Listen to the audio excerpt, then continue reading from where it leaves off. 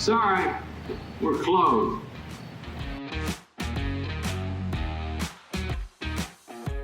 Sean, welcome back. I am tan. You look like Brooks Koepka. Tremendous. I look like Brooks Koepka? Yeah, you look like you're about to hit the links. I'll take that. I'm trying to do this. Are you saying Brooks Koepka is handsome? I think he's a handsome guy. Do you not think so? I mean, his wife, girlfriend, fiance. Remember when I thought she was checking me out? Yeah, she was like, "Who's his nutbag?" Well, we might as well tell that story. What was that, Sean? What golf firm was that? Oh, I believe it was the Northern Trust Open. At Liberty was that? No, it wasn't Liberty National. It was in Paramus, New Jersey. Paramus, New Jersey. Okay. Yeah, and this nice young lady. Wow, this new angle is a lot tougher to see. You have to look through the ring light. Well, you know, the sacrifices. Well, the sacrifices that we make. Well, I mean, it's not really a great story. She was just walking around. I was like, "Ooh, that girl's pretty hot." Me and her made eye contact a few times, and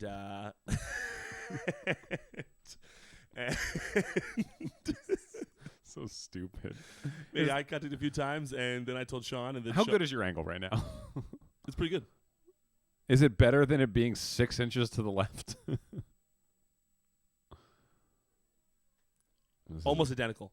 This is pretty much what we usually do. Yeah, we usually can't see each other. So, was it you that told me that it was Brooks Koepka's wife or girlfriend? You know, I don't know how we stumbled upon that information, but maybe it was like we like Googled it or because she was like I don't know if she was at like every hole that he was at. Something was going on. I don't know how we figured it out. We were there for one reason and one reason only: the man, the myth, Tiger. Will there ever be another Tiger Woods? No, probably not. Truly, not for us, because I think it has a lot to do with one. What Tiger Woods was. I mean, it's unbelievable, but also I don't know that Dad feels the same way about Tiger Woods that me and you do because we were kids. Just like that's why I think that no LeBron doubt doesn't have the prestige that some of the prestige that Michael Jordan had. So you're saying that kids today look at Devin Booker the way we looked at LeBron or Kobe? It's possible. Yeah, I think so much more than we do. Yeah, I think Devin Booker's relevant in our lives because we're adults and we don't idolize 25-year-old basketball players. I think you're 100% accurate in the fact that the kid factor is humongous. But Tiger was electric. Tiger is different than most. It's Tiger, Michael Jordan. Will there ever be? Is Tiger the most captivating athlete of all time? I think so. I say without question, yes. I think so as well. There is. I have never been a part of anything where 100% of the audience, no matter the location, no matter what his transgressions have been in the past, 100% of the people watching want Tiger to win. Yeah, potentially even the players. Yeah, I think a lot has to do with as well is the sport itself. Like when Michael Jordan stops playing basketball, the sport of basketball is still relatively the same. Yes. When Tiger stopped playing golf, we're cares. Watching a loungy sport that's nice to hang out, have a cup of coffee. It ain't the same in the morning. Watching, I was trying to think of this one. Who is that? Jim Furyk. Yeah. It's not the same as watching Jim Furyk charge down 18 at Pebble Beach. No. I mean, and even Brooks Koepka, who is, by all accounts, a phenomenal golfer. Unbelievable. He's just quiet guy, like the charisma, the Sunday Red, your name being Tiger Woods. Yes, like it's just different. But I mean, the other thing with Tiger was like he had like those like outrageous comebacks. Like where he's coming down the stretch, and he's coming back from like 9 strokes down. Ends up it was 16. so amazing to watch, to like see people crumble under the pressure. Yes, I was reading an article recently about some guy who he was one of like 2 people to ever stop like a Tiger comeback. Like Tiger was like charging on day 4 on Sunday, and he said that when he was going on the back 9, he heard all the roars, and he knew damn well like who was for, but he kept in his mind. He kept telling him it was for me. It's for me. Everybody's excited for me. He says it's the only way. If I had let myself believe it was Tiger Woods, I would have been cooked. Yeah, I was like, yes, you would have. Yes, you would have. And he ended careers, bro. David Duval's career ended. Who's that one guy that hates him from Spain?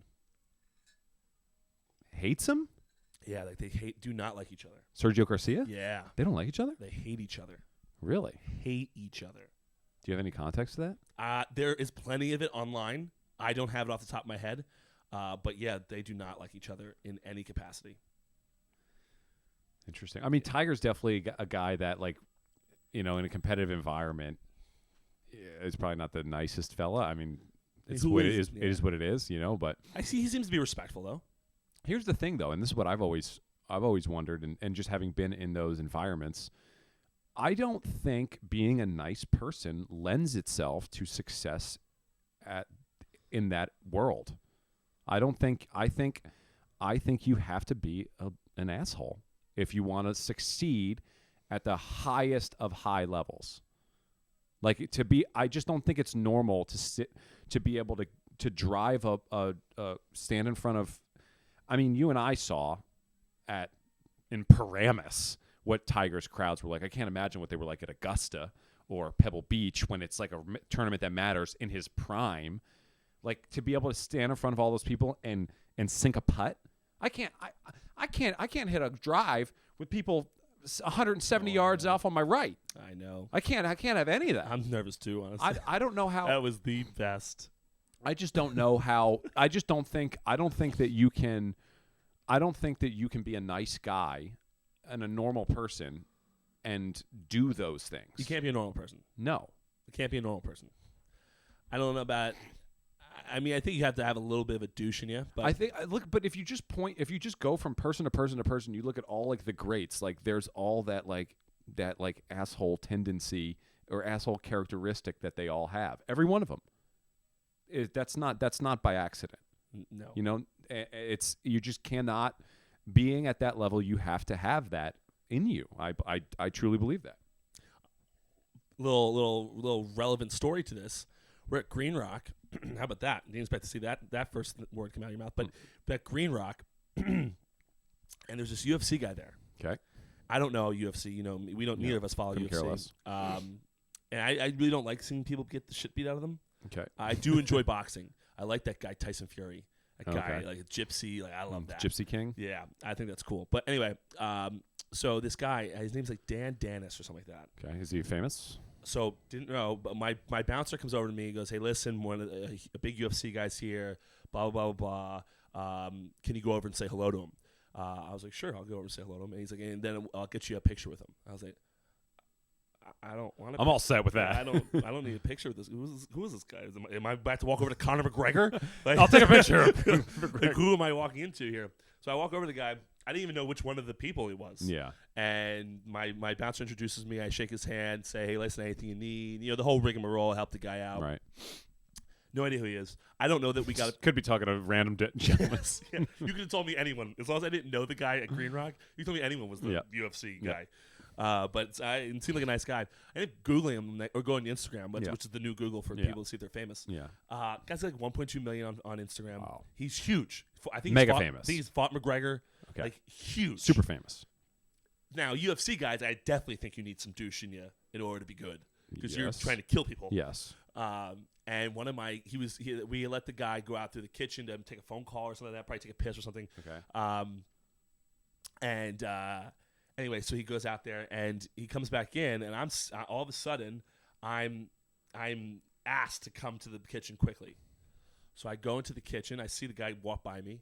What's up, man? And I keep going, and my kitchen staff's like furious, like so mad, blah blah blah. And I was like, "What's going on?" He only speaks Spanish, so it's like tough for me to decipher. So we have obviously a translator, but apparently this guy Dan came in, and this guy, apparently one of my kitchen staff, is like a big UFC fan. This guy was filming him like walk through the kitchen, and the guy Dan just literally just took his hand, just fucking smacked his phone out of his fucking. Wait, hand. who was filming him? One of my kitchen staffs. Oh, okay. And they were filming him. They thought he was. They knew They who he was. They knew who he was. Okay. Yeah, and they were filming him go there, and the guy just came out and fucking smacked his phone down to the ground and kept walking. And my kitchen staff, and it's a little bit of a douche move, whatever. Yeah. But my kitchen staff guy was really mad. And Was it the guy who doesn't speak? No. Love that guy. Yeah, love that guy. But really mad, like all this stuff, and I'm sitting there in my head, like calming him, being like, "Oh, I'll say something to him. I'm gonna say fucking dick to the guy. Right. But I'll say something to all that stuff." In my head, I was like, "Dude, you do not want to fight this man." Was he like? I don't think so. I think it was more boisterous because the guy had already left. I don't think if the guy was standing right there, the guy that my kitchen guy was gonna be all Step up. yeah. I said step up. I don't think so. That would have been because it might have taken like 7 of my guys to take this other guy away. But yeah, a little bit more of a douchey move to just smack some guy's phone out of your hand. I will say when I worked in the NBA, I used to see it was so people. It is, and you've mentioned this a lot, especially in the bullpen. Like you're zoo animals. Yeah, you're at.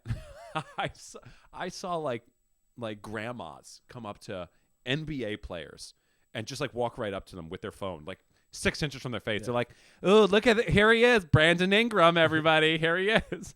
Timofey Mozgov told me a great story. He told me he was at a like a monster truck rally or something. Classic Moz going to a stupid monster truck rally, and he's 7'1". Like he everybody in the whole world sees him, especially at a monster truck rally.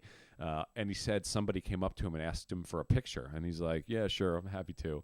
But he didn't want to be in the picture. He just wanted to take a picture of Moscow. And he's just like, just standing with his arms by his side.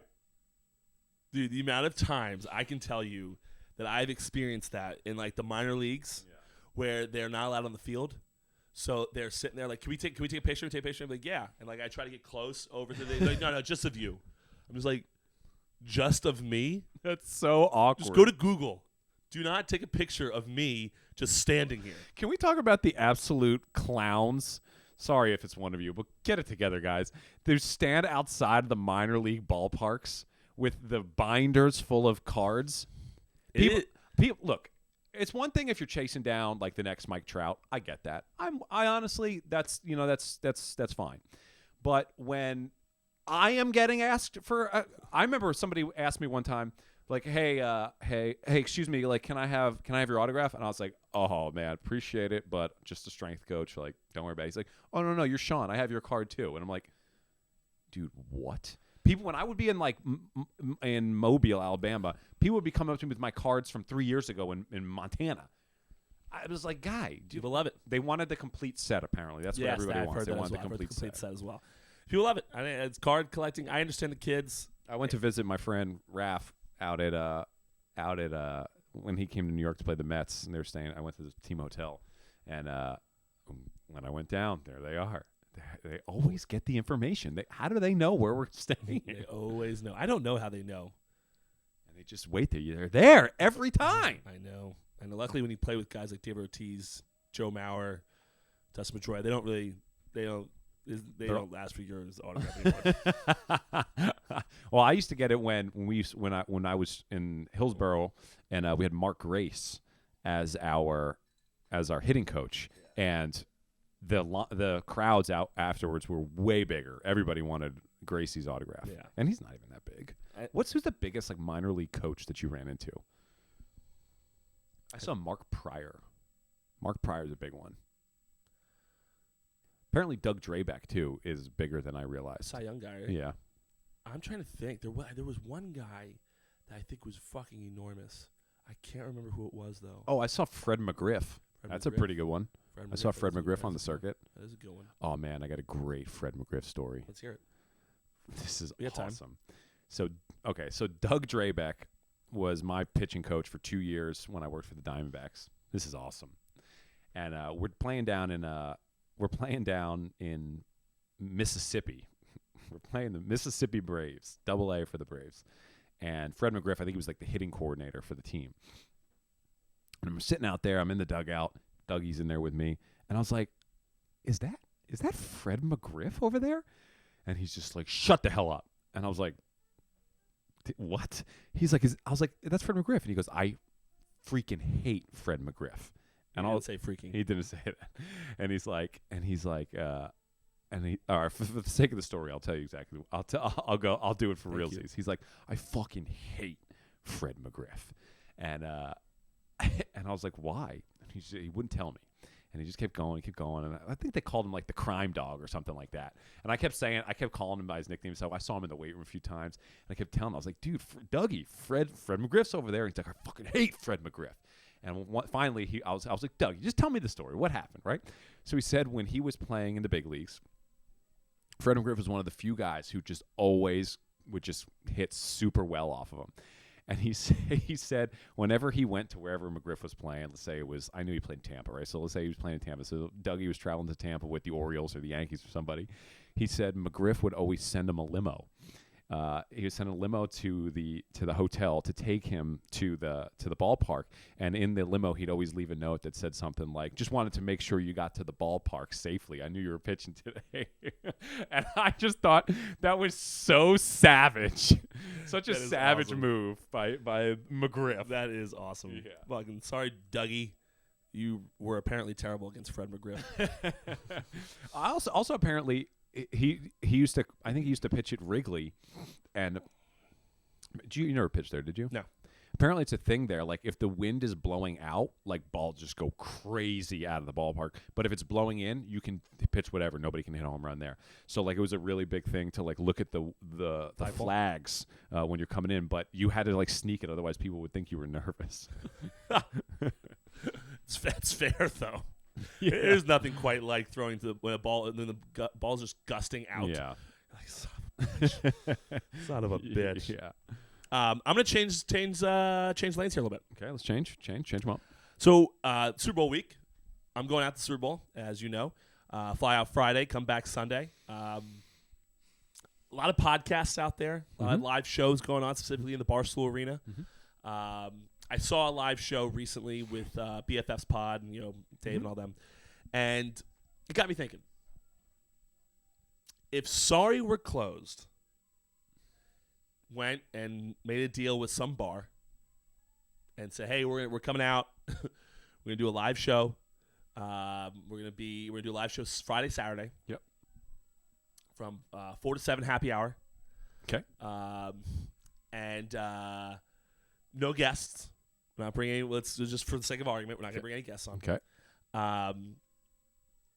Do you think we get there's gonna be people at the bar because it's a bar. Yeah. But do you think we get a single person at the place, not including family that might travel for this purpose, a single person at the bar there to watch the show?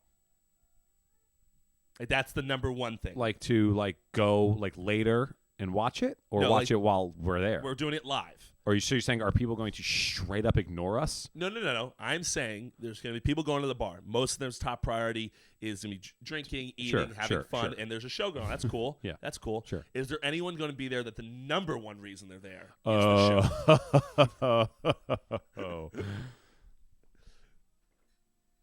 Number one reason. Let's say the bar, for argument's sake, holds somebody for sure. 300 people. For sure. It's too many people. Too many people that we know within our audiences. I bet somebody from my audience would come, especially it's in L.A. I got a lot of. I don't think I have a lot of L.A. I got a lot of Lakers people that are interested in me. It's true. You bring on Mozgov, but that doesn't count because people would come. Oh man, that would be sick. People would come. We could definitely get him on. Does he live in L.A. though? Yeah. Oh, he does. Yeah, he does. We brought Timothy Mozgov on the show. The only person I've ever uttered the words to, "Oh my God, I'm so poor." walking into his Brooklyn apartment was no, Sean. That's a home. His palace. Yes, that is a 3-story home with a retractable roof. Yes, there is no apartment here. Walking into his palace was a eye-opening experience. After going to Shake Shack. Oh my! And do you remember the people at Shake Shack thought he was Porzingis and he got furious? Someone knew he was Mozgov though too. Yeah, and he said no. Behind. Yeah, that was on the walk to his apartment. Like anyone, no one's like, oh yeah, there's another 7'1" Russian walking around here. He goes, oh my God, it's Kristaps Porzingis. He's like, I'm not Porzingis. And the other guy behind the counter was like, that's not Porzingis, that's Timofey Mozgov. Thank you. Can we? Is Porzingis Russian too? No, I don't think so. I think he's like Latvian. Okay. This was a great moment. So, for those of you who may not know, I used to work for the Lakers. Timofey Mozgov, good friend of mine. We were really bonded over my time in LA, and and he came when you got traded to the Nets with D'Angelo Russell, also former Laker. Where's he playing now? Minnesota. I knew that. And then and we went to we went to a game. We went to a game? Is that where we went? Did we go to a game? Is that Yes, we went to a game. Okay, so we went to a game. Mozgov got us tickets, and then we went to kick it with him after the game, and we went to Shake Shack, and this was like when I first started my business, and I was not financially in a good position. I'd just been fired 6 months ago. I was just financially not in a good place. But Moz, he's treated me to a lot of nice things on his $18 million a year contract. And we went to Shake Shack. I was like, this is an opportunity for me. I always want to, do my as best as I can, contribute to the situation. So I said, I turned to Moz. I said, Moz, I got this. Don't worry about it. I can do Shake Shack, right? And he's like, are you sure? And I was like, yeah. So then he literally turns to the counter instantly afterwards and goes, all right, yeah, can I get 6 cheeseburgers and let's make it 20, 30 beers to go. And I was like, dude. I was like, this guy has no concept of what it means to be starting a business and struggling financially. No concept. None whatsoever. He literally asked for 20 to 30 beers to go. And I was like, I just gotta eat it. He was a funny guy. I liked Timofey Mozgov. Yeah, he's a good man. That was a fun. His building, his room or house was next to Jay-Z's and Beyonce's. Oh, actually, wasn't next to. He could point to the light. Yeah, it was the bigger palace. Yeah, like 3 down the hall. Yeah, he probably sees them all the time in the hallways. Yeah, that would be interesting seeing Beyonce. Yes, that on would the be. elevator ride down. But so let's talk about that. Is Timofey Mozgov the best guest we could get for that LA show because of his Lakers tenure?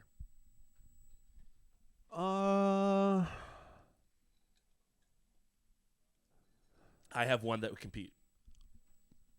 I think you, but I will preface my compete with we have a much better chance of getting Mozgov in my opinion. I think I know who you're saying. I think you should know who I'm saying. If I got him, we win instantly. Mookie Betts. Yeah, instantly. Yeah, the place is sold out.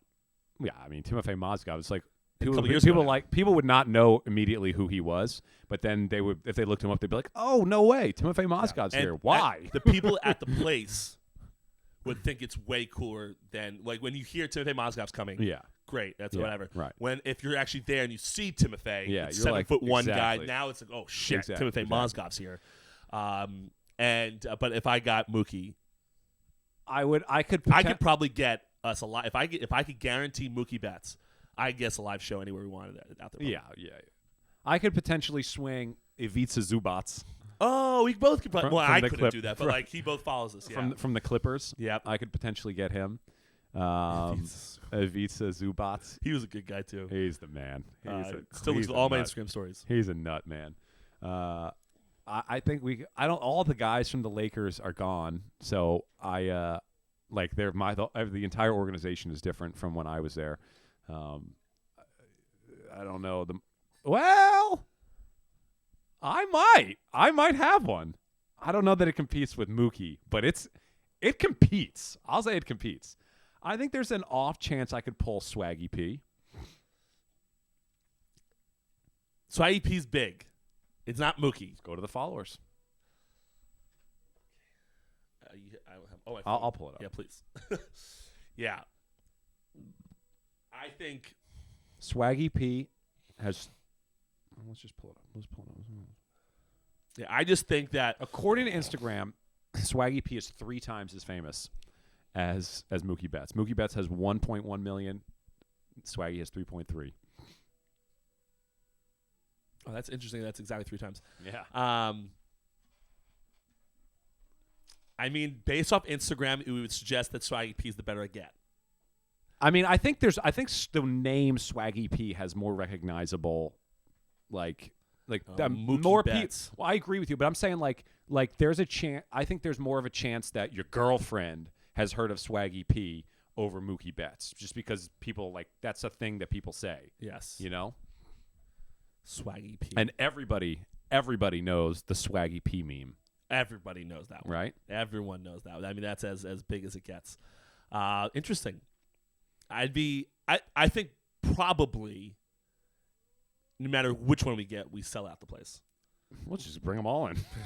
Just imagine it's like the best podcast out there. It was just like, what? This is. They got a lot of mid-level NBA players coming to this thing. And one perennial all-star baseball player. Oh my goodness. We'll get Tim DeFrancesco on. Bring him on. Bring him on. That would be the most electric segment. Well, he could potentially wrangle a couple. It'd be the most yeah. electric segment we have is with Timmy D. It would be electric. It would be electric. But interesting enough that we do have like nothing, not like relationships that are that good, but relationships enough that makes you question like maybe they're feeling nice and they'll come. I think. Yeah, we could. I think all three of the guys that I named, I could make it happen. I think Mookie, I definitely have a chance. I have to have Mookie be in the area, though. I don't believe that he lives in L.A. I think he lives back in Tennessee. Okay. But I could be wrong on that because, I mean, it's been years since I've actually asked him where he lives. Right. Hey, Mookie, Pat here. Pat here. Last I had spoken to Mookie was when I first started the podcast, asked him to come on. He said that he wanted the season to be over with. And I'm not even sure I think I sent him a DM right because I think they won the World Series that year, which is, obviously your DMs get flooded at that point. But I think I DM'd him. I just said, hey, whenever you're ready, it's fine. I just never reached back out after that. I'm not going to I'm not pester. And nor do I care. As everyone can tell, me and Sean do not give a two shits about having guests on the show. We haven't had a single guest on. I asked a couple years ago, I asked Julius Randle for a testimonial for my web. I asked two guys. I asked Larry Nance Jr., who is he still playing? Yeah, he is. He just got traded. He's on Pelicans now. Pelicans are making some moves, aren't they? Going for what's his face from the Trailblazers right now? They already got him. CJ McCollum. Making moves. Who? Wow, I got. I'll tell you, this podcast is going way different as it always does. But I asked Julius Randle for a testimonial for my training skills when I first left L.A. And he's like, yeah, absolutely, man, I got you. I'll send it to you over once this road trip is done. Mm-hmm. Evidently, they're on a 700, 800-day road trip here, so I'm still waiting for it. It's one of those things where it's like, you know what? Whatever, man. It's all good, man. I'll try to get a couple. I got Larry, which I'm very grateful for. All those kind of things are super helpful. Here's another story since we're just doing these things now. When I was in college, we were out playing Lehigh, and we were a good team in college. We were in the NEC championship game, you know that, and lost at the buzzer, devastating. Only down part of my entire basketball career is that we just missed the NCAA tournament, and so we're at Lehigh. We're down. Bus arrives. We're in like the tunnels under the arena. And we had this one guy on our team who was just a tough guy, just like hard-nosed dude from D.C., just like the team enforcer on our team. It was like the junkyard dog. And we're walking down the hallway as a team, like in our sweats, travel stuff, and one of their players is walking down the other side, right? And this guy on our team, just whatever, he shoulder bumps this guy, like on purpose, right? Like he stiffened up and was like, I'm gonna hit this dude, right? And that dude on the other team, he turned around and he's like, hey, man, I'm so sorry. And the guy on our team was just like, yeah, that's right. Like, you better watch out. Like, we're bringing it tonight. We're Quinnipiac, in case you're wondering. And that freshman that he did that to proceeded to give us 30 that night. And that freshman was CJ McCollum. You know, guys, this is a lesson to you. If you play for Quinnipiac, don't be doing that shit. You never know who you're talking to. Patrick, Google right now. I want you to Google CJ McCollum High School. I want you to see what this guy looked like when he was in high school. He didn't quite look like this. He had a little bit of a growth spurt on him, but I mean, it is astonishing. Okay, that's not him. Does he play at Lehigh? Yeah, he did. Okay. They really only bring. Oh, here we go. I mean, there's just like he's just like a tiny little. Yeah. Oh my goodness. He's really small. Yeah. Yeah. He's really good though. I mean, he 2 years in a row, he absolutely buried us. Miranda, bring up a picture of CJ McCollum High School just for the YouTube viewers. That is aggressively small. Oh yeah. So he went to Lehigh. How many years did you have to play in college before you go to the NBA? 1. Did he go after 1? No. Okay. I think need to he get a little well bigger? because what happened with him was I think he played 4 years. Hard to come out of Lehigh early, but he went to the tournament and beat Duke. So that's what And I want to emphasize he beat Duke. beat Duke. Jeez, Our coach was so furious. Everyone's like, I don't understand who this guy is. Our coach was like, you're letting a freshman beat you. Coach, he's one of the best NBA players. I don't tell you. I remember he ran like the same out of bounds play like 4 times in a row and hit a 3 every single time, and everyone was just like, "What? I don't understand." And we just assumed that he was a Lehigh player that we should be able to stop him. Yeah, not anymore. Well, yeah, we now look back. Is he the best player you ever played against? Best player I ever played against. Let's say most. Let's not say best. Let's say best NBA career. Oh well. I have to have played in the game. No.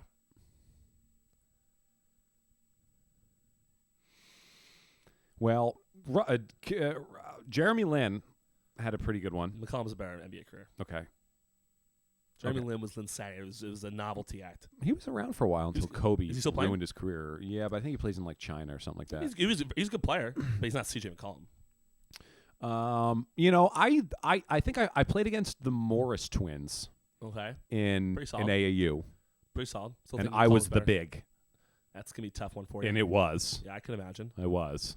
I know I'm 100% positive that there were there big NBA players that I played against in AAU that I just didn't realize, because every once in a while you play against them, you're like, oh my god.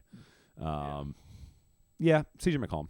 CJ McCollum. I mean, he's phenomenal. Yeah, CJ McCollum is an all-star. I have not played against other all-stars. How's speaking of the only player that I could think? I didn't play against Kyrie. Kyrie was on the bench that day. But Kid Gilchrist, what's he doing? I think he's still in the NBA. I just bounced around, a little role player. Yeah, I think last I heard he was on the Hornets. That's interesting. I don't know where he is. I mean, he's probably still in the NBA. He's a good Michael player. Jordan to a one-on-one, and Michael Jordan just shit all over him. Yeah, and he was like 50. Yeah.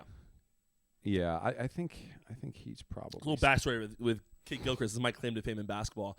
We played him in high school. It was him, Kyrie, and Dexter Strickland. He's not playing anymore. Not playing anymore. Jeez. Dexter Strickland, I don't think ever made it to the NBA. Did he, Sean?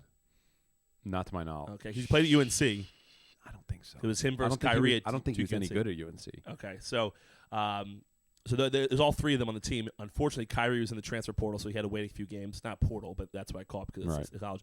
And then Dexter was hurt or something. I'm not really sure why he didn't play. So then they had Michael Kid Gilchrist, who was like the guy. He was a freshman. I was a senior. And we ended up losing at the buzzer, which was such bullshit. But Kid Gilchrist was talking shit. Oh, actually, no, I don't know if Kid Gilchrist was talking shit. One of his guys was like dunk on his ass next time or some shit like that. And he next time he didn't. I don't think he attempted to dunk on me. Yeah. But like he definitely went after me, and I blocked him. And no, you're gonna know any of these names. The guy Brian Neller, just the quietest guy on our team, just absolutely just starts running his mouth. Like, yeah, that's fucking right. Yeah, you can't dunk on him. I was just like, okay, well, he definitely can if he wanted to. But that was that team. If they we talked about as the number 1 team in the country at that time. Yeah. And we took them to double overtime. They win on a buzzer beater. Yeah. Just bullshit. But if they had Dexter Strickland and Kyrie Irving, we'd get run out of the gym. Yeah. We did two little 5'7" point guards to replace them, which was the coach's son. Like if they replaced this guy with Kyrie Irving, I think we lose. Yeah. When I after spending some time in the NBA, what I noticed about NBA players was sheer size. Like your style of player in the NBA is 6'11". Yeah. Like sheer size of what they can do. And the other thing that was very obvious to me was that they just make shots that you're not supposed to make in basketball. Like if you make the extra pass to the guy who's open, you nail the 3, they're all making that. Yeah. But they also make it to the one where you're like, you shouldn't have shot that, and they still make it. I mean, and like that to me was always the big differentiator between the really good teams and the not so good teams, is like they just make shots where I played good defense here, man. Speaking of shots, does Russell Westbrook have the yips? No. Okay. Russell Westbrook. Well, I think maybe a little bit. I mean, he's got the fans chanting "Don't shoot." Really? Yes, that was recently. So this is my take on Westbrook. Like he got the ball wide open in the corner, and the entire player said, "No!" Really? Yeah. Oh my! So my take He on shot it anyway. funny story about Russell Westbrook. When I was at WVU, UCLA came to town to play, and I was on the court before the game shooting, and UCLA walks into the arena, and I was like, okay, it's time for me to get off as they were kicking me off. And I went to like the Gatorade fountain, and like me and Russell Westbrook were like standing next to each other, like getting Gatorade at the fountain. And I was like, "Hey, how's the flight in?" I was like, "It was cool." so we're Russell Westbrook. Oh, we're friends. But so Westbrook, I think that he's on the wrong team. I mean, there's nobody who's more of a besides LeBron. There's nobody more of a ball dominant person than Russell Westbrook. We're calling ball hogs now. Ball dominant. I mean, I just not going to call him a ball hog because on almost every team he's on, he should have the ball. Yes. Right? Like he was on the Wizards, he was on the Thunder. Like he's the guy. I don't want, he had Kevin Durant on the Thunder at one point. Yeah, at one point, but and he was like he scored a triple double like every game when he was in the Thunder. Like he's a really good player. But when you take the ball out of somebody's hands like that, you can't. Like it's like it would be like asking me to play like if I'm going to go to the NBA, I have to be a shooter, standstill shooter, corner shooter. That's got to be my role. It's like asking me to now assume the role of playmaker. Ain't happening, right? And it's the same thing there. Like this is who he is. This is his style of basketball. And now they're asking him to play off the ball where LeBron's going to hold it. And now when you get the ball, you got to score it. Like he's a volume guy. It just doesn't work. When LeBron and AD were hurt and he was the only guy on the team, he was scoring like 40 a night. I said Yips because of some of his shots. I think he probably has it a little bit because he's so on the top of the backboard. Yeah, I think he probably has it a little bit because he's probably feels more pressure to make the fewer shots that he has because he probably looks at his stat line. He's used to scoring 30, he's scoring 8 or 12 or something like that, and it probably rattles him. So probably to some degree he does, but I think that if they snap your fingers and he's the only guy, I think he's right back to where he was. Interesting. Well, that's all I have on that. The one non-sports thing. Well, we have two non-sports things to end the podcast with. The first one I want to talk about, and it's a tweet I sent out. Are you canceled? No, I'm not canceled. I don't really say cancelable things, although people were not pleased with my correlation between Barry Bonds and the Holocaust. I saw that, and I will say that if you watch the podcast, if you listen to the podcast, there's nothing wrong with what he said. It is a volatile subject. But the whole point of, and this is why I not got into it, but I had a discussion with one particular guy. And the reason I had the discussion was just so everyone else could see the discussion. That if you came there and you were upset and you went to the comments to look to see what other people were saying, you would see my point. So what I said was, the context here is in the podcast, but for argument's sake, I'll put it here. I gave the context that we put in. If you're listening to this, you probably listened to that episode, so you don't need me to give the context. But it was a clickbaity headline. Exactly. That's what you're supposed to have. Yeah. You're supposed to throw it out there, like, okay, whoa, I want to hear what this guy has to say about this, and then you go listen to the podcast. That's the whole point, folks. So no, although that's probably the most cancelable thing I've said in a long time. Yes. Yeah. The tweet I had that I just want to make note of. I just want to make note of it. Make note of it. I welcome you to make note of it. And I'm just going to read the tweet verbatim. Verbate bait? Verbate bait. I love how birthday shout-outs on Instagram is just a way for girls to repost pictures they look good in. Yes. And it just so happens that the birthday girl's also in the picture. Yes. I hate that. We got to be better than this. You get muted if I see that on my feed. Muted immediately. That's not even being a funny guy. He's being a real guy. I just don't know. Do girls know we see through this? They don't care. They don't care. No, they just want you to see I look hot here. Yeah, no, they want themselves to see it. That's probably right. Yeah, they don't. I mean, yeah, maybe some guy. But this is what I want to dive into here, Sean. I would love to dive into this. I'd like to get myself canceled. So let's not body shame anyone.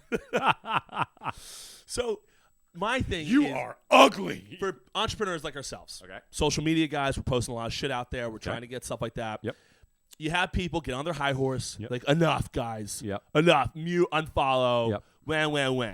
But then you pull some fake, ridiculous bullshit like this, Yeah. where you're posting these pictures that you only look. I don't even know if you see the girl, the birthday girl in the picture. No, You're only literally posting for irrelevant. yourself, and you expect me to be like, "Oh yeah, happy birthday, Shania."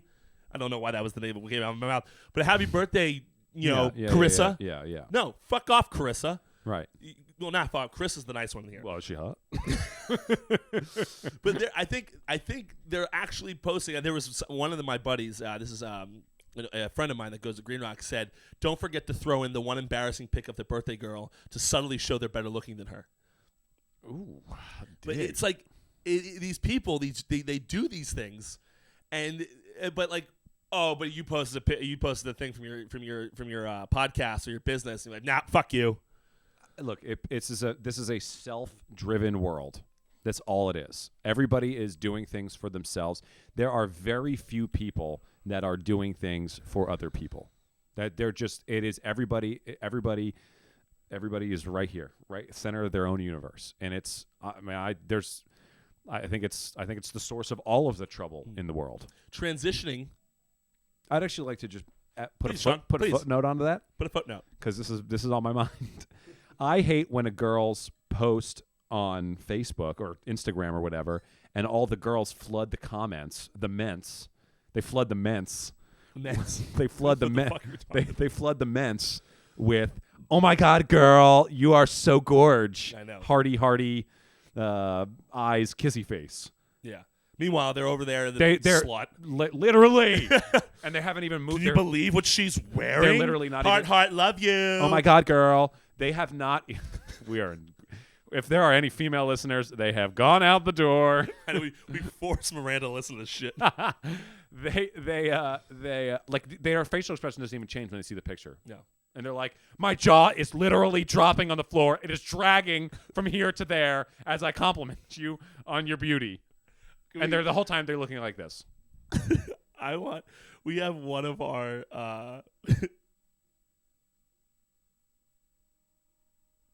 That's how they. Okay. We have one of our bartenders at Green Rock. He posts whatever. He posts random normal stuff. Yeah. But Brandon goes on the Green Rock every single post. Brandon goes on the Green Rock Instagram and comments, "OMG, I'm obsessed." Every single time. I love it. It is so funny because you just see every time you just go to this guy's post, you see, "OMG, I'm obsessed." It's good marketing. Great marketing. Transition into business a little bit. Okay, let's do So it. I'm going to transition because we have, what the last topic We're going to see the analytics of our episode. Like, Yeah, but business in the sense here. So I saw a TikTok today from Gary Vee. Is he deploying empathy at scale? Yes. He's always deploying empathy at scale. Okay. Would love to get Gary Vee on the pod. It'd be great. Love the guy. However, I'm going to say something a little bit not controversial, but like something that's kind of against what he was saying. Okay. I saw a TikTok today. I want your take on his two businessmen. Let's go. He said, like back in, it was a little while ago, but he said he sees too many people, too many CEOs running their business with their heads and not their hearts. Okay.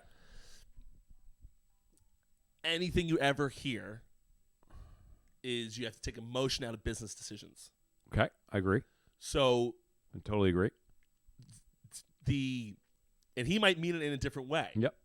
But we talk about we were talking about Donald Trump. Okay. Donald Trump and some of the things he said. Here come the analytics. Yeah. Donald Trump and people that have like we talk LeBron James, same way. Yeah. We We talk about what they say. If they say they talk about something they're uneducated on. Okay.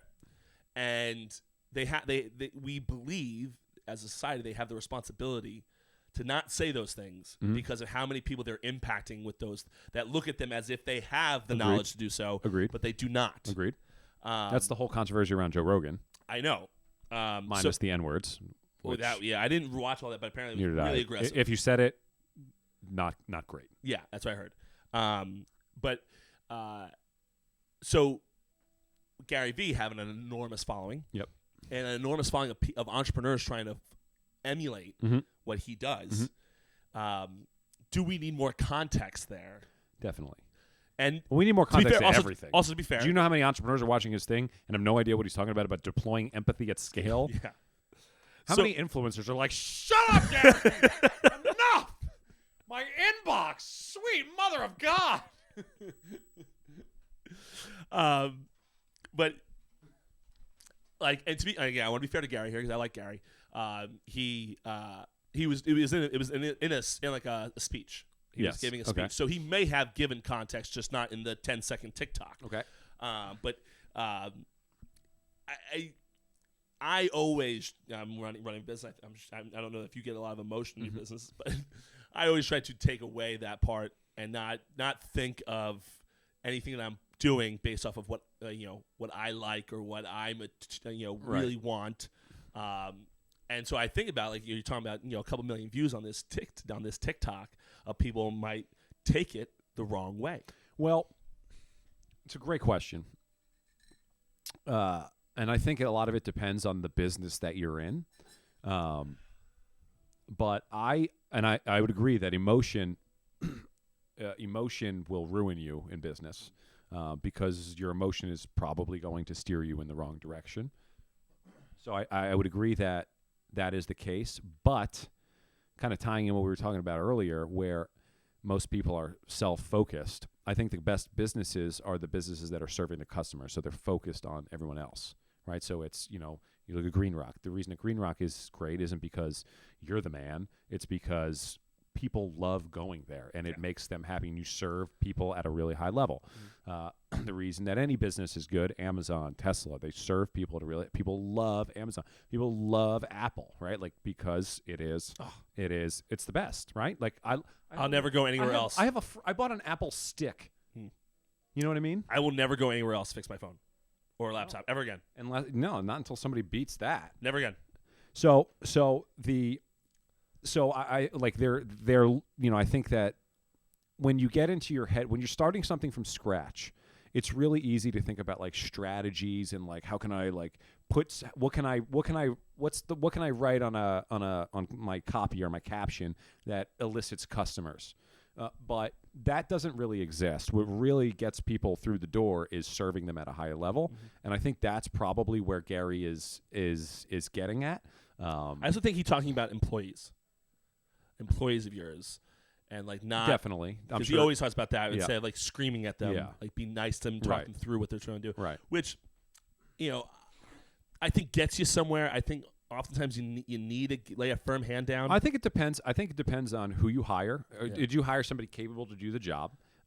What's their way of, like, some people respond really well to that. Some people will respond really well to the other way. I think that's just good leadership. But yeah, I mean, there's definitely more context that needs to be taken out of that. I think, again, to Gary's credit, if you're going to be able to hire at a rapid pace and fire at a rapid pace in the sense of like you hire people that, because there are going to be people that try to take advantage of Gary's niceness. Yeah. If you're able to get rid of them because they're unproductive and bring some that is, then okay, I see what you're saying. But you just have to, just like I talked about in baseball, you got to coach people differently. Some people need different types of pushes. I was just listening to a Tony Robbins thing on firing people, and he said that to him, he'll fire you if you've lost the vision, if you've lost like the will to like try and be better. If you're still like driven and you want to succeed and want to be better, then he's like, then it's just up to me as the leader to coach him up and get him there. So now that leads us right to our next topic, Sean. Here we go. Papa Light. Send us a nice little list of leaders. Interesting list. Interesting. Yeah. I like doing these things. Interesting list of leaders in the business world. Some fictitious, some real. Yes. And he asked us to rank them in what we would prefer to be. Now, I'll run the list for you in no particular order, as me and Sean both have a ranking. Oh, God. You may do it. I have it up. I got it. George Russell from, what show is that, Sean? The Gilded Age, new one on HBO. Bobby Axelrod from Billions. Mark Cuban, Dave Portnoy, Jeff Bezos, Logan Roy from Succession, and Warren Buffett. Correct. Now, we both have lists. I think we should go through the lists as we have ranked. So we both talk about our number one, Okay. and go from there. Okay. Now, number one and number two for us are the same. Yes. With Mark Cuban and Jeff Bezos. Yes. Coming in. Mark Cuban, I think we both have the same thought. He's a billionaire, and he's a cool dude. He's a cool dude. Cool Owns dude. a sports team. Yep. Yeah. Does not take bullshit. No, I don't. Says either this or I'm all that. set with flying to space. Yep. Just. I want to go to the NBA games. I want to take shots on the court before the game. Yep. Yes. By the way, speaking of Jeff Bezos, little footnote for Jeff Bezos. Did you see what he did in, what country was it? He dismantled. Oh yes, I Do did. you know what country it was? It was the Netherlands. The Netherlands. Dismantled a bridge. Yes. Um, To get his $500 million yacht out of it. Yes. So actually, some context to that, I looked into that because I was like, wow, that is really going for it. And it was like it was like a mad old bridge, like a historic bridge. Didn't look very nice, to be honest. Probably not. It was just like a drawbridge, like one of those you see over on the Pulaski Skyway in Newark. And apparently, one of the big motivators for that was that he's like really stimulating the Dutch economy with a $500 million purchase, and they felt that was worth it to put. And he's paying for it too.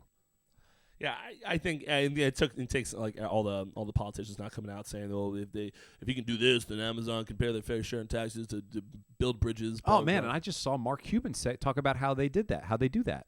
What? About how they go down to zero in taxes, and it's it's if you're upset about the taxes, you don't understand it, and you haven't done research. You're just like you're annoyed that you have to pay, and now you're looking at this guy who's got $1 zillion. Yes. Which, by the way, like his bill, if he were to pay it, would be insane. Yes. But it's not like they're not paying anything. It's not like they're hoarding their money. No, they're not. The people just don't do anything. It's not You don't understand. Not even worth going down. If you just want to yell and scream about this, Yes. First off, just so you know, if you do want to yell and scream about this, You're on and the you wrong don't show. decide to research it, and you're just listening to the politicians, they are taking advantage of you. But anywho, number 3. This is where we differ now. Yes. I got Bobby Axelrod. That's your guy. That's my guy. That's your guy. As my dad said, he's surprised that I had a murderer at number 3. Well, it's allegedly. Allegedly. And you have been a very different route as far as Yes. personality. Yes. In Warren Buffett. Warren Buffett. Now, Bobby Axelrod has the cool factor. So I'm taking certain things out of the equation here when I'm picking people. Okay. For Bobby, I took away that he might be a murderer. Because I'm Irrelevant. the reason why Warren Buffett, and Warren Buffett's at 4 on my list, so it's not like he's far down, but Warren Buffett just doesn't live the lifestyle that I want to live. Yes, that's correct. Like he lives, which is fine. Yeah. He lives. I mean, if you want to be a loose piece and That's go fine. home to your wife all every day. weirdo. Like I prefer. I'm going to, if I become a billionaire, just so you guys know, I'm going to be one of those billionaires you fucking hate. Like I am going to have the yacht. I'm going to have a private plane. I'm going to be all over the. You will be flying helicopters at low altitudes, I'm going to do annoying everything the I can neighbors. not to pay taxes. Like, Well, I'm doing that too. yeah, like I am doing all of those things, and I will broadcast the shit out of it. And like Bobby Ashford, I think I like that, like not manipulation, but that power, that be able to. Yeah, you like the cool guy. You like the edge. You like the Yes, edgy like, kind. I don't want to go to. I love Warren Buffett. Yeah. Phenomenal man. Does a really good job in business, but I don't necessarily want to go to McDonald's every day and buy a McMuffin. I think I'd be adding a personal flair to my Warren Personal Buffett flair. to my Warren Buffett salary. But my thing is just like I'm looking at like you'll notice the guys on the lower end are the not so nice guys. You could Yes. order this in ranking of nice guys to not nice guys. Well, number Well, three yeah, would be number one. well, yeah, maybe not totally. Yeah, number 3 would be number We 1. shake them up a little bit. Sean's not all in on being nice. I'm mostly in on being nice. And number 4, as you guys know, I had Warren Buffett. I just spoke about him, Sean. I have Dave Portnoy. I really Dave Portnoy, Barstool Sports exec. I really like him. I really like what he does. I mostly like all of his views. I love the way he does. I don't know much about like the business of Barstool, but I just think he's riding a wave and he's figured some stuff out, and I respect his anti-cancelableness. Yeah. You have to respect that. really If do. you want to cancel him, you have to respect Yeah. that he's all an in. ability not to be Yeah. up. Here I am. Yep. Let's go. Let's have some fun. And that's one of the things that when we talked about BFF's pod that he brought that guy Taylor Holder on last week. Right. Taylor Holder was like kind of trying to relate to Dave and saying like, I'm trying to be uncancelable, like all this crap, blah, blah. And Dave was like, yeah, no, I understand what you're doing. But to be fair, I'd be on here telling everyone what they're about to say to me. Right. And say it's unbelievably false. Here's the proof. Blah, blah, blah, blah. Yeah. You're just coming on and saying we're going to handle it offline. Yeah. We're not the same. Right. And I respect it. Dave's suing Business Insider now. I love it. I love it. Like, I do. I love it myself. I love the way he handles his business. Number 5 for me is also Dave. It's not also, but number 5 is Dave for me. I'm the same way. I like Dave. I like the way he does. He is below those 4 guys. I like those guys better, even though one of them is fictitious. Is it because they're richer? Possibly. I don't particularly. I wouldn't live my life the way Dave lives his life, in the sense of being that out in the open. I am if someone's gonna come after me, I am Silence McGee, and I let lawyers handle it. See, that's where we differ. I don't want to be out in the public eye like that. There is just a tremendous amount of risk involved in that. He's very risk adverse there, and to be fair, it seems though he always has the truth on his side, which makes things a lot easier. Well, I think most people are, at least for him, they're canceling him inappropriately. Yes, inappropriately. Yeah. They're just digging up bullshit. Yeah. Who do you have at number 5? Number 5 is Bobby Axe. What do you got, Bob? I like him a lot. I think there's like a lot of swag to his lifestyle, and I don't want to build a business where I have to watch my back. I don't want to. So I took that part of that equation as well. Is that I'm not constantly fearing jail. Yeah, I don't want to have to do that. I also like you as we get down to the bottom of the list here. Like I don't know how much he enjoys his wealth.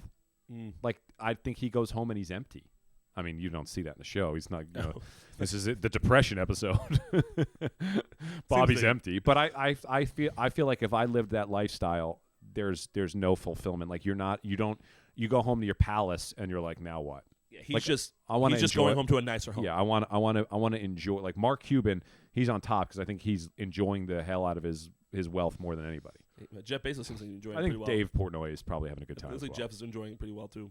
Dismantling building bridges in I just don't think he's as naturally as a fun. I'm doing this. Here we go. I'm doing this. Yeah. Oh yeah, I think he's jet setting around the world.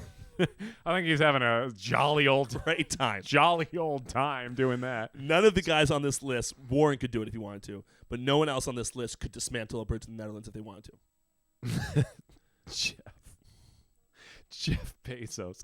I mean, we should. Our next episode should be what would we do if we had Jeff Bezos money? I think that's a great topic, Sean. Moving on to number 6.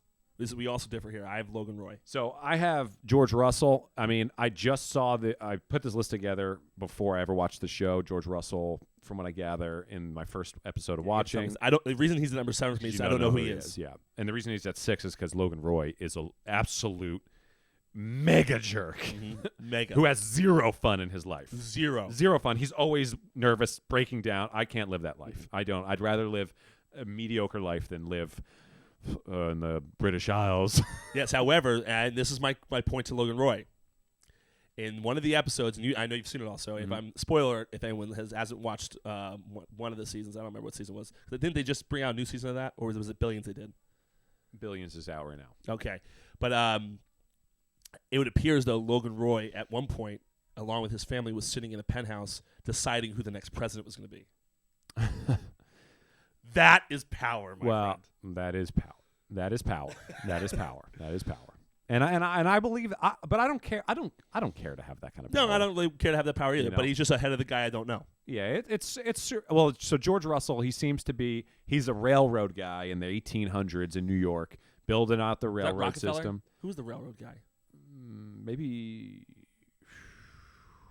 I don't know. I don't remember either. I don't know. Continue. I was just going to start naming off rich people from then. Because Mellon was something else. Yeah. Carnegie. Vanderbilt. Carnegie was coal, I believe. Carnegie was coal. Carnegie was coal, I believe. Carnegie, not Mellon. Carnegie Mellon is what I'm talking about. Yeah, Carnegie. But anyway, the Melon. What was Melon? What was Melon? I blame my sister for that, for going to that school. George, he's like a railroad guy, but he's still kind of like a nice guy so far. Dad said in episode 3 he shakes it up a little bit. Okay. Episode 1 he was a nice guy. His wife was kind of the bee. Aren't they all? Yeah, seriously, she's undeserving. Let me tell you. At least Stephanie doesn't listen to this. Stephanie, you deserve everything, baby.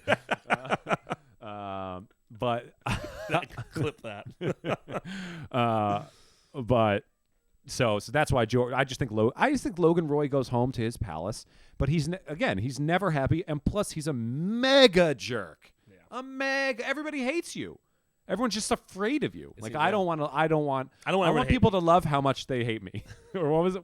I want people to be afraid of how much they love me. Yeah, that's Michael Scott. That's what I want. Sean prefers to be a regional manager of a local paper supply company rather than be the CEO and founder of a media conglomerate. I decided that the way I want to be, and when I'm 80, I want to have helped a lot of people make a lot of money. That's what I want to help people do.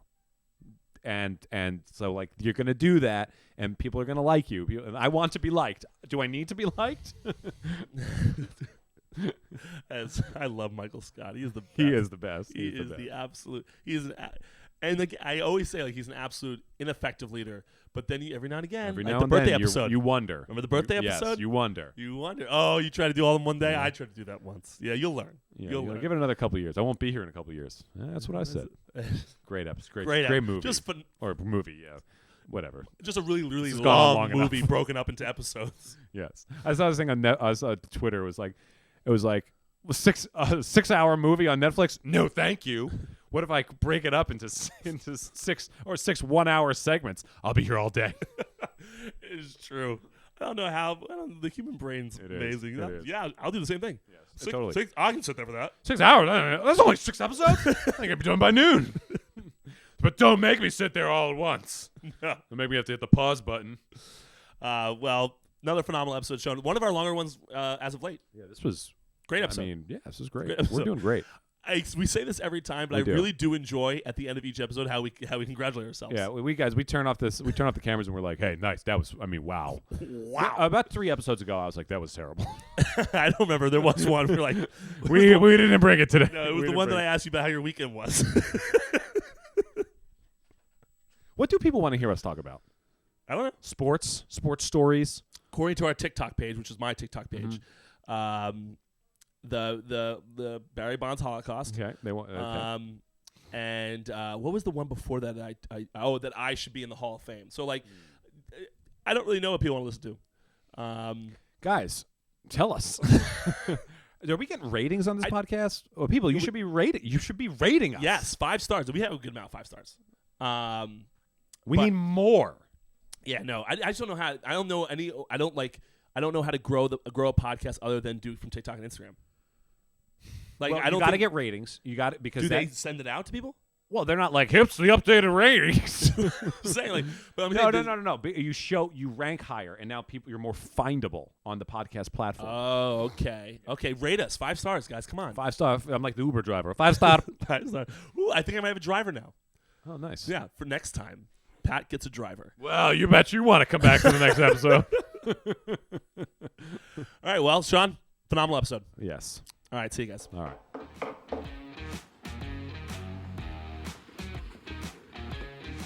Sorry, we're closed.